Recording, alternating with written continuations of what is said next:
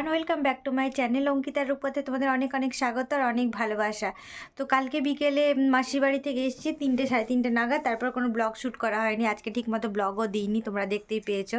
তো যাই হোক, তোমাদের ভাবলাম যে তো মাসির বাড়ি থেকে তো চলে এসেছি, কিন্তু তোমাদেরকে তো বলতে হবে, তোমাদেরকে তো শেয়ার করতে হবে। তো কালকে এসেছি, আর এই যে দেখো সন্ধ্যেবেলায় সব কিছু খাওয়ার পর এখন এই যে কাজু নিয়ে বসেছি, একটু কাজু খাচ্ছি। আর ব্যাকগ্রাউন্ডটা আশেপাশে দেখতে পাচ্ছ, একদম শান্ত। কেন বলো তো? আমার মেয়ে শুয়ে আছে, আমার মাম্মা এখন ঘুমোচ্ছে। 4টে 4:30 নাগাদ ঘুমালো। ওর ওর গল্পগুলো পরে বলছি, আগে তোমাদের সাথে একটু গল্প করে নিই, আগে তোমাদের সাথে গল্প করে নিই। তো যাই হোক, কালকে এলাম কটা, তখন 3:30 নাগাদ এলাম। এসে আর হ্যাঁ, আর একটা কথা, যেদিন যাই সেদিন ভাই এসেছিলো কলকাতা থেকে। তো আজকে সকালে চলে গেছে, দুদিনের জন্য এসেছিলো, একটু কাজ ছিল।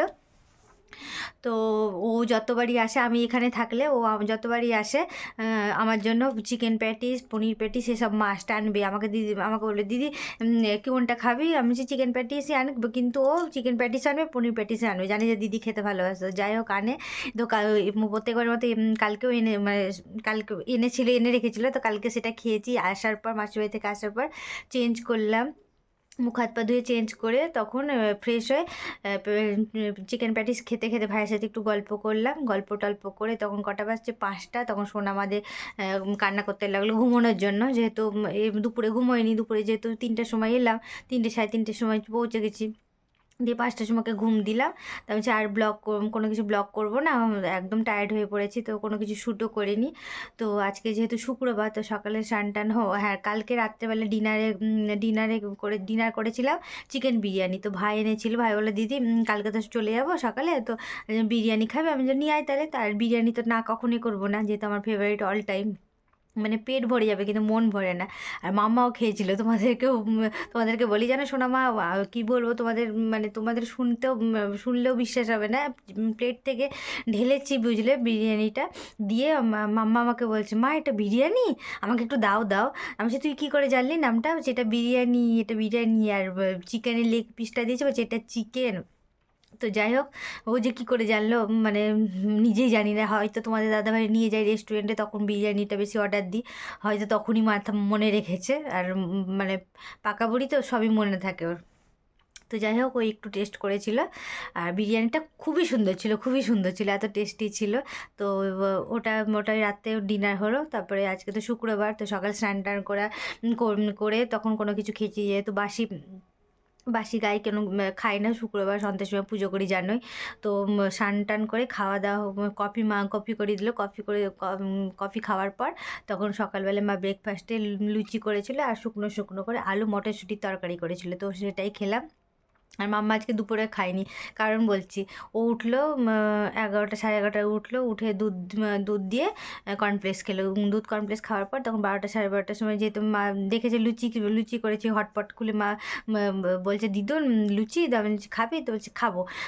প্লেটে লুচি দিলাম। আর যেহেতু অত ঝাল করেনি আজকে তরকারিটা একদম। আর আমাদের বাড়িতে খুব ঝালটা খুব কম খায়। তো আলু মটরশুঁটি তরকারিটা ওর ভালো লেগেছে, তো ওই লুচি দিয়ে একটু মটরশুঁটি তরকারি খেলো। তো ওর জাস্ট একটু পেট ভরে গেল, ওর হাফ খাওয়া মানে ওই অনেক। তো একটু খেয়ে আর ভাতটা খেলো না, ভাতটা পুরোপুরি নষ্ট। তো ভাত খাইনি আজকে। তো ভাবলাম যে সন্ধ্যাবেলায় তোমাদের সাথে একটু গল্প করে, এই কিছুক্ষণ আগে মাম্মা ঘুমোলো। কিছুক্ষণ বলতে কি হয়ে গেল, এখন তো মনে হয় 6:30 বাজছে, 6:30 বাজছে মনে হয়।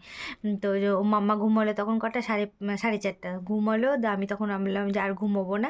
আমি ফ্রেশ হয়ে মা কফি এনে দিল, কফি খেলাম। কফি খেয়ে রাত্রেবেলায় মা বললো যে, তাহলে ডিনারে ডালপুরি ভাজবে। আমি বলছি, ভাজে, তোমার হাতের ডালপুরি তো কোনো তুলনাই হবে না।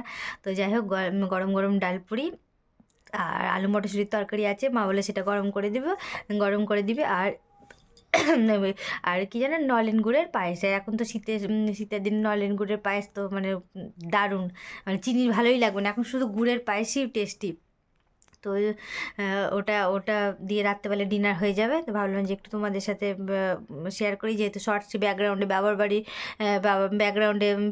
বাড়ির সব কিছু তখন ভাববে যে বললে না। তো যাই হোক, শেয়ার হলো, আর শেয়ার করলাম। আর কয়েকদিনের মধ্যে চলে যাবো, জানি না তোমাদের দাদাভাই কী বলছে, দেখা যাক। তোমাদের দাদাভাই এলেই চলে যাব, তখন আবার শ্বশুরবাড়ি থেকে ব্লগ শ্যুট হবে। আর এই যে সব মা এখন গরম গরম ডালপুরি ভাজলো, তো একটা টেস্ট করলাম। আর এই যে এখন এই দেখো কাজু নিয়ে বসেছি, এই দেখো কাজু নিয়ে বসেছি, একটু কাজু খাই আর তোমাদের সাথে একটু গল্প করি। তো যাই হোক, আর ঠান্ডাটা কবে যাবে তোমরা বলো তো একটু। আমার বাড়িতে একদম ঠান্ডা ভালো লাগছে না। সব মানে হয়তো মনে হয় 90% মানুষই আছে যে যারা বলবে ঠান্ডাটা ভালো লাগে। কিন্তু আমার একদম ভালো লাগে না গো, ঠান্ডা বিরক্ত লেগে যাচ্ছে। যে পচা গরম পড়ুক তবুও ভালো, জামা কাপড় পরে শান্তি। কিন্তু এই যে ঠান্ডার সময় একটা কোনো কিছুর ওপর সোয়েটার দাও, শুধু সোয়েটার দাও, বিরক্ত বিরক্ত। তো যাই হোক, আর কি বলবো, এটাই বলার ছিল। কালকে একটা নতুন ব্লগ দেখতে পারবে। আর রাত্রেবেলায় তো গরম গরম ডিম ডাল পুরি খাবো। আর এটাই বলার ছিল। আর সোনামাকে তোমরা দেখতে পেলে না, সোনামা যেহেতু শুয়ে আছে, আর এখন শুয়ে থাক, শুয়ে যতক্ষণ শুয়ে আছে ততক্ষণ শান্তি। উঠে গেলে আবার সেই মানে কুরুক্ষেত্র শুরু করবে।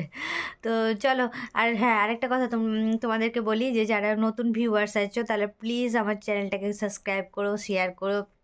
আর আমার ভিডিওগুলো যদি ভালো লেগে থাকে তো লাইক করো। তো আজকের মতো ভিডিওটা এখানেই শেষ করছি কাজু খেতে খেতে। আর দেখা হবে তোমাদের সাথে নতুন কোনো একটা ভিডিওতে। তো আজকের মতো টাটা বাই বাই। হাতে কাজু আছে কিনা তাই জন্য এইভাবে টাটা করে নেবে। 1 মিনিট দাঁড়াও, একটু কাজুটা রেখেই যে tata bye bye, thank you. তো চলো নেক্সট ভিডিওতে দেখা হচ্ছে।